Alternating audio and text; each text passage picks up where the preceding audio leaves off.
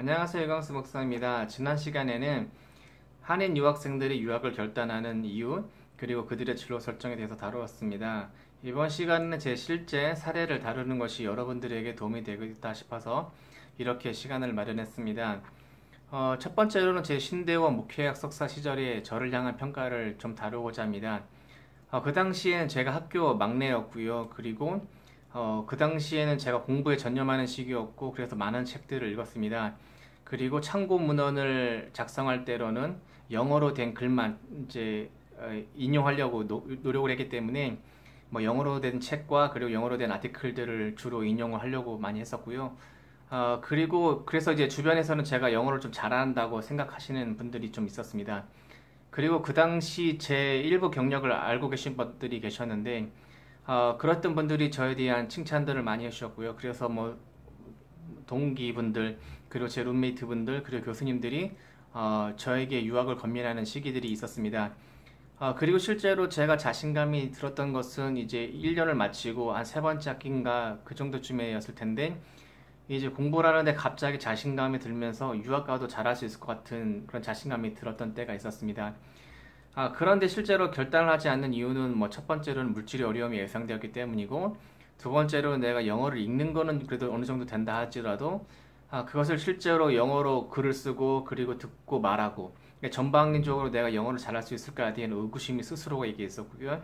그리고 그 당시에는 제가 교회 사역을 너무나 하고 싶었기 때문에 제가 유학을 결단하지 않았습니다. 예, 그렇게 이제 유학을 결단하지 않고 실제로 이제 교회 사역의 현장에 가게 됐는데요. 그 당시 감사하게도 담임 목사님과 그 다음에 사모님, 그리고 부교육자분들, 그리고 장로님, 권사님, 그리고 집사님, 그리고 제가 맡았던 부서, 그런 곳에서 저를 너무나 사랑해 주셨고, 그리고 실제로 사역의 열매들이 나타나고 있었습니다. 그래서 저 교회 사역에서는 전혀 어려움이 없었고, 그리고 오랫동안 사역을 해도 되는 상황이었습니다. 그러나 그 당시 제 마음에 갈등이 있었는데, 그 이유는 제가 공부가 너무 하고 싶었고, 그리고 제가 공부에 전념하려면 사역을 그만둬야 되는 상황이었습니다. 그리고 그 당시에는 저에게 장학금을 줄 수 있는 여건을 마련해 주겠다라는 제안도 있었고요. 실제로 그렇게 장학금을 받게 되면 학자금과 생활비까지 상당 부분 충당되는 상황이었기 때문에 저에게는 유학을 결단하는 사유가 될 수 있었습니다. 그러나 그 당시 안타깝게도 장학금과 관련된 이야기들은 다 이제 백지화가 된 상황이었고요.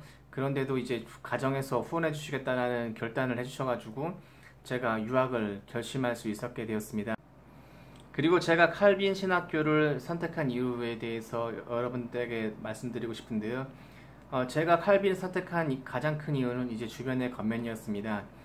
제가 신학 석사 졸업 논문 심사를 받기 위해 심사장으로 갔을 때, 그때 심사위원이신 교수님이 그때 그 당시로는 처음 뵌 분이 이제 저를 반갑게 맞이주셨는데요.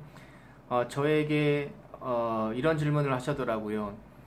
유학 갈 생각이 있냐라고 물어보셨고, 그리고 이런 말도 해주셨는데, 한국인 석사 레벨에서 이 정도의 페이퍼를 써내는 게 굉장히 놀랍다라고 칭찬해 주시면서, 유학을 갈 거면 칼빈을 가라 하시면서 이제 칼빈에 대한 좋은 얘기들을 굉장히 많이 해주셨습니다. 그러면서 그분이 이런 표현을 쓰셨는데, 칼빈이 파라다이스다라고 이제 이렇게 말씀해 주셨고요. 그리고 제가 지도 교수님에게도 찾아가서 제가 유학을 갈 건데 어디로 갔으면 좋겠냐라고 말씀을 이제 이렇게 질문을 드렸을 때, 그분도 칼빈이 좋다고 들었습니다. 칼빈으로 가십시오라고 저에게 말씀하셨습니다. 사실 그 당시는 제가 더 좋은 학교를 가고 싶었고, 이제 실제로 그렇게 말씀을 드렸었는데, 그때 교수님이 말씀하셨던 것이 무엇이냐면, 석사 공부는 그렇게 하는 것이 아닙니다. 석사는 박사를 잘 가기 위해서 준비하는 것이고, 그리고 전도사님은 이미 한국에서 석사 과정을 잘 마쳤고, 그리고 어느 정도 준비가 되어 있기 때문에 더 공부하려고 하는 것이 아니라 박사 과정을 잘 준비할 수 있는 학교로 가십시오. 그리고 제가 칼빈이 좋은 학교라 들었습니다. 그곳에 가시면 되겠습니다. 이렇게 말씀하셨습니다. 그래서 그 지도 교수님의 조언이 굉장히 저에게도 또 강력하게 들어온 것이죠. 그리고 제가 그 당시 또 이런저런 세미나를 다녔는데, 세미나 강사님들이 또 이제 흥미롭게도 칼빈에서 신학 석사, 그러니까 이제 신약학 전공을 하셨던 분들을 만나게 된 것이죠. 그래서 그분들과 만나면서 대화를 하면서도 아, 칼빈이 괜찮은 학교구나라고 생각을 해서 이제 칼빈을 선택하게 되었고요. 사실 칼빈을 선택할 때 교수진을 보면 사실 그렇게 매력적이진 않았습니다. 그러나 그 당시 제가 결심했던 것은 무엇이냐면 내가 잘하면 되지라는 생각을 가지고 이제 칼빈을 선택했었습니다. 그리고 칼빈 시절의 이야기들은 뭐 여러 이런저런 이야기를 다룰 수 있을 것 같은데요. 짤막하게만 말씀드리면 그 당시 저에게 너무나 매력적이었고 좋은 선택지가 될 수 있었던 것은 위튼 대학교에서 신약학 교수로 있으셨던 이 게르버지 교수님이 저희 학교로 오시게 된 거고요. 그리고 제가 그분과 공부할 수 있는 기회, 그리고 그분 밑에서 인디펜던트 스터디를 할 수 있었던 기회가 있었던 것이 너무나 감사하고요. 그리고 그분의 좋은 권명과 그리고 저분의 강력한 추천서로 그리고 좋은 결과를 낼 수 있었던 것이 저에게는 너무나 감사했던 시절입니다. 아마 이 칼빈 시절에 대한 이야기들은 다음에 더 자세하게 다룰 수 있을 것 같고요. 저에게는 이렇게 유학을 준비하기까지 여러 가지 이야기들이 있었는데 일단 제가 그렇게 쉬운 상황은 아니었고 좋은 성과에도 불구하고 여러분들에게 쉽게 유학에 대해서 너무나 긍정적으로 아니면 너무나 자신감을 주는 그런 이야기를 할 수 없는 이유 중에 하나 뭐냐면 제 경험을 통해서 그리고 주변 사례를 통해서 유학이 너무나 쉽지 않은 상황이고 너무나 어려운 결단인 것을 제가 보고 경험했기 때문입니다. 때로는 너는 좋은 결과를 냈지 않느냐라고 묻는 분들이 갖고 계시긴 하는데요. 사실 제가 유학생활 동안 얼마나 처절하게 공부했고 그리고 얼마나 제가 불안감에 떨면서 살았는지를 보신 분들은 이제 아마 그런 말들을 못 하실 것 같고요. 실제로 저는 학교 다니면서 저를 아껴주시는 분들이 목사님 그렇게 혹사하지 마세요. 목사님 그렇게 너무 공부에만 매진하시면 안 돼요. 적당히 좀 쉬셔야 돼요. 이런 말들을 좀 해주셨고 그리고 그런 분들의 관심과 사랑 속에서 그나마 저를 제 자신을 돌볼 수 있었는 상황이었기 때문에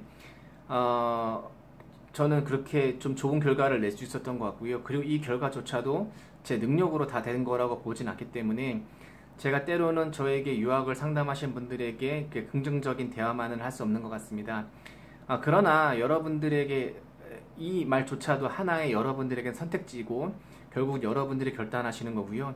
그리고 실제로 제가 믿는 건 하나는 무엇이냐면 제가 어떤 말을 해도 그리고 주변에서 어떤 말을 해도 유학을 가고자 하는 마음이 있으면 그리고 공부를 하고 싶고 그리고 실제로 하나님께 쓰임받겠다라는 강렬한 의지가 있으면 유학을 가더라고요.